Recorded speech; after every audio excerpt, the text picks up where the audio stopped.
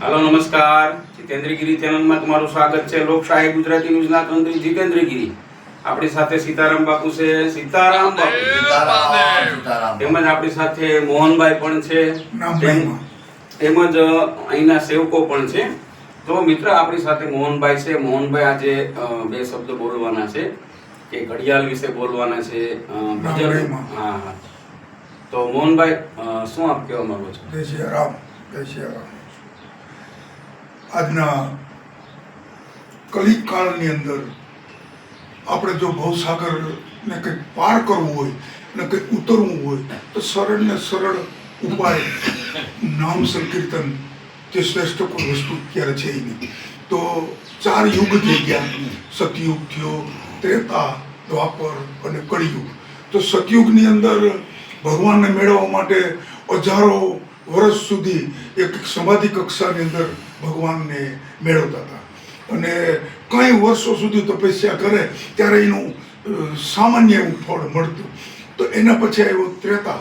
તો ત્રેતા સમયની અંદર યજ્ઞ 500 વર્ષનો યજ્ઞ કરે, કોઈ 200 વર્ષનો યજ્ઞ કરે, કોઈ આ યજ્ઞ કરે। તો એની અંદરથી ભગવાનનું રામચંદ્ર ભગવાનને પણ જે યજ્ઞ નારાયણ ભગવાન પ્રગટ થઈ અને એનો જે અવતાર થયો એ ત્રેતાની અંદર યજ્ઞનું બહુ મોટું ફળ હતું। તો દ્વાપરની અંદર આપણી પાસે જે સમય નથી એવા બધા પીરિયડો છે કે દ્વાપરની અંદર કે પૂજા, ભગવાનની પૂજા 6 કલાક બ્રહ્મ મુહૂર્તથી પૂજા ચાલુ થાય કે સૂર્યોદયની શરૂ થાય, સૂર્યોદય ઉદય થાય ત્યાં સુધી પૂજા હાલતી। એટલે 5-5 કલાકની ભગવાનની પૂજન કરવાનો જે સમય હતો ત્યારે ભગવાન આપણી ઉપર ખુશ રહેતા।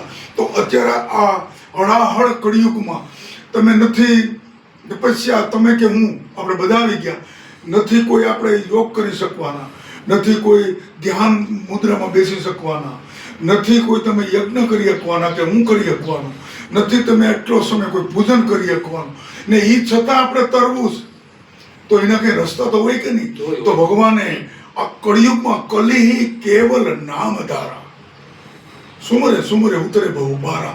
તો ભગવાને શું કીધું કે તમારા માટે આ બધી કષ્ટમાં કષ્ટ જે પીરિયડો છે એ આ સમયમાં નહીં કરી શકીએ।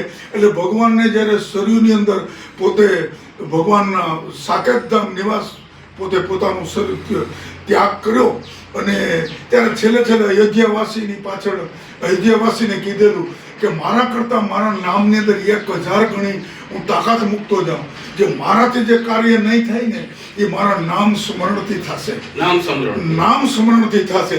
તો આપણે નથી ગીતા તમે વાંચી એકવાર, હું વાંચી એકવાર અને કદાચ વાંચી પણ લીધી, રામાયણ વાંચી પણ લીધી, એનો અર્થ નહીં સમજી અને અર્થ કદાચ સમજી પણ ગયા તો એ જીવનમાં ઉતારી નહીં શકીએ।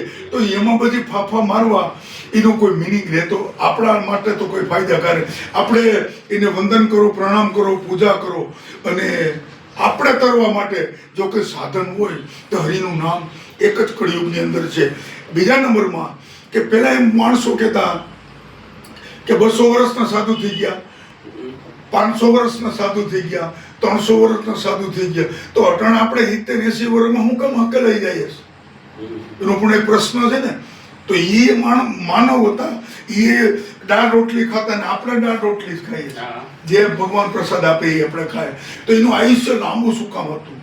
કે લાંબુ આયુષ્યનું કે આ શ્વાસની ગણતરીથી માણસને ભગવાને પૃથ્વી ઉપર મૂકેલા કે આટલા કરોડ શ્વાસ લે અને કોઈ ઉંમરને કોઈ આધીન છે જ નહીં। કેટલી ઉંમરના આ થશે એટલી ઉંમર તમારા શ્વાસનો તમારા પુણ્યકર્મના આધારે તમને શ્વાસની ગણતરીનો કોટો ભગવાન આપે કે આટલા શ્વાસ તમારે પૃથ્વી ઉપર લઈ અને પાછું રિટર્ન થઈ જાવ, તમારા કર્મો આધીન તમને અવતાર મળી જાય। એ તેટલું આ બધી વાંચેલી વસ્તુ કે હું કોઈ વિદ્વાન નથી કે કોઈ મહાન સંત નથી, કંઈ નથી, આ એક કલ્યાણ અંદર વાંચેલી બધી વાત કરું છું ને। તો ઋષિ મુનિઓ શ્વાસ રોકવા માટે આ જીભ છે ને, જીભ એને યોગથી આસ્તે આસ્તે કરીને 45 દિવસના સમયમાં જીભને લાંબી કરે। આ 4 ઇંચની જીભ હોય ને 6 ઇંચની કરે, પછી એની જે અણી હોય ને જીભની અણી એને ઉપર આપણે મગજથી ગળાની અંદર એક હોલ હોય, આપણે શરદી થઈ ગઈ નથી ઉપરથી છેડા જેમ ઉપરું કરીએ એ જીભને વાળી અને હોલની અંદર યોગી પુરુષો અંદર નાખી દે. પછી આ મગજની અંદર આટલો બધો સ્વાદ ભગવાને આપેલો છે કે એ સ્વાદ આ પૃથ્વી પર ક્યાંય નથી. તો જીભનું ટેડવું છે ને, અંદર તમે ખાંડ નાખી દો તો તમને ટેસ્ટ નહીં આવે, જીભને ખાંડ અડાડો તો મીઠી લાગે. એટલે ટેડવું છે એ સ્વાદ પરખ કરવા માટેનું એક એનું કેન્દ્ર બિંદુ છે. તો એ સ્વાદ છે એ મગજમાંથી એ જીભ લીધા કરે. એટલે જીભ પડી ગઈ એટલે ગળું થઈ ગયું બંધ, એટલે ખોરાક લેવાનું બંધ થઈ ગયું. અને જે આત્મા છે પોતાનું જે બ્રહ્મ જે તત્વ છે એને પ્રકૃતિમાંથી લઈ લે મગજ ઉપર, એટલે શરીર શિથિલ થઈ ગયું. ખાવાનું બને એટલે હજી ઔપચારિક જે કંઈ બાથરૂમ હાથે છે એ વિધિ બંધ થઈ ગઈ. પછી ધ્યાનની અંદર બેસી ઓમનું ધ્યાન કરે. ઓમ એ ધ્યાન કરે. ઓમનું ધ્યાન કરવાનું કારણ પણ કે ઓમનું ધ્યાન વિશે બહુ સમજવા જેવી વાત છે. ઓમનું ધ્યાન કળિયુગમાં બહુ જરૂરી છે. આ બોલો. તો ઓમ વસ્તુ એવી છે, આપણી જેટલી ભાષા છે, 18 ભાષા કે 19 ભાષા કે કઈ ભાષા છે, એ બધા ભાષાની અંદર તેલુગુમાં જાઓ તો એ ઓમ આમ જ લખાય, હિન્દીમાં જાઓ તો એ આમ જ લખાય, ગુજરાતીમાં જાઓ તો આમ જ લખાય, આંધ્ર ભાષામાં જાઓ, કોઈ પણ તમે ભાષામાં જાઓ તો પણ ઓમનું જે લખાણ છે એ તો એમ જ રહેવાનું. એનું કારણ છે કે આ ઓમ છે, ઓમ એ પૃથ્વીની અંદર સૌથી પહેલા ધ્વનિ એક પ્રગટ થઈ ગયેલી વસ્તુ છે. અને એનાથી સચરાચર આખી પૃથ્વીની અંદર એનો નાદ છે, એનાથી ધ્યાન કરવા માટેની એ ધ્વનિ આપણે બહુ ઉપયોગી થાય છે. હવે આગળનો સ્ટેપ કે જીભ જે આપણે અંદર નાખી આ બધું બંધ થઈ ગયું. પછી ઋષિમુનિઓ છે એ ધ્યાનાવસ્થાની અંદર હિમાલયની ગોદની અંદર ઓમની ધ્વનિ કરે, ઓમ કરીને ધ્વનિ કરે.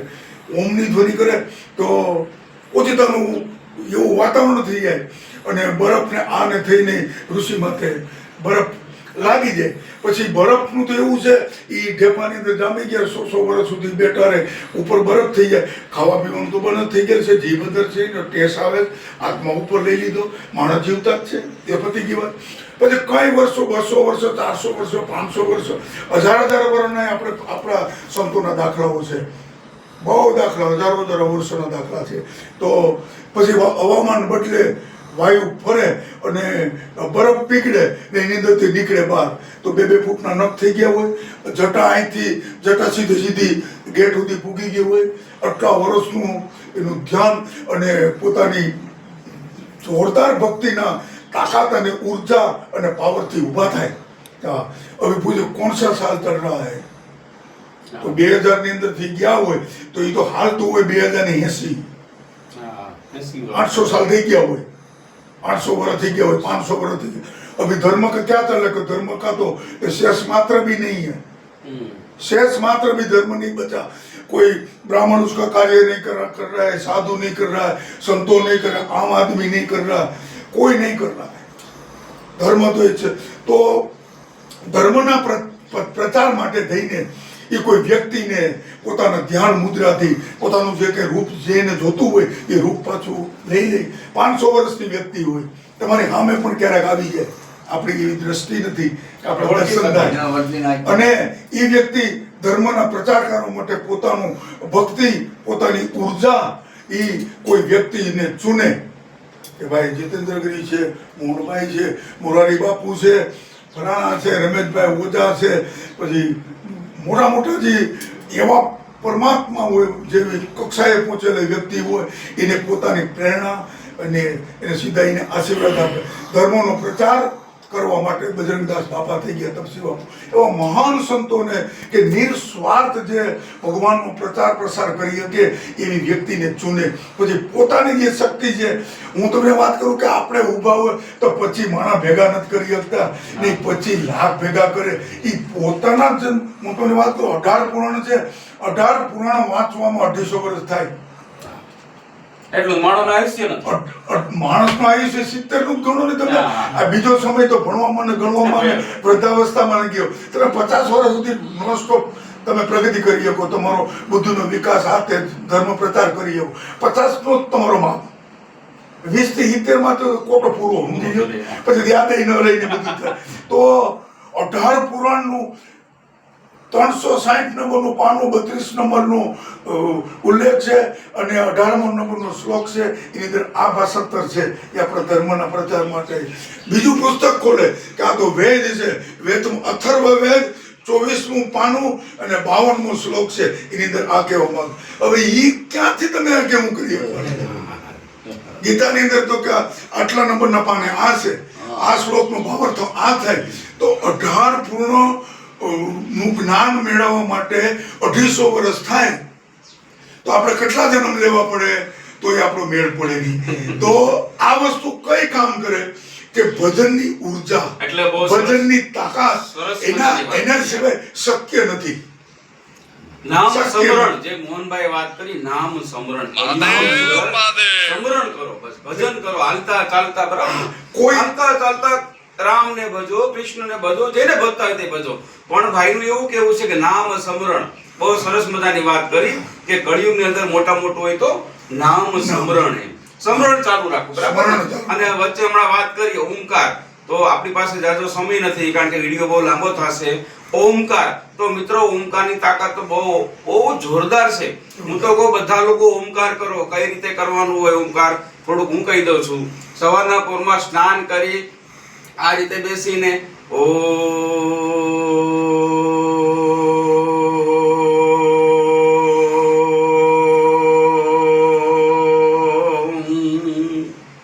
બરાબર ને, આ રીતે કરવાનું. એટલે ઓમકાર કરવાથી શું ફાયદા? 5-2 મિનિટ રાખશે.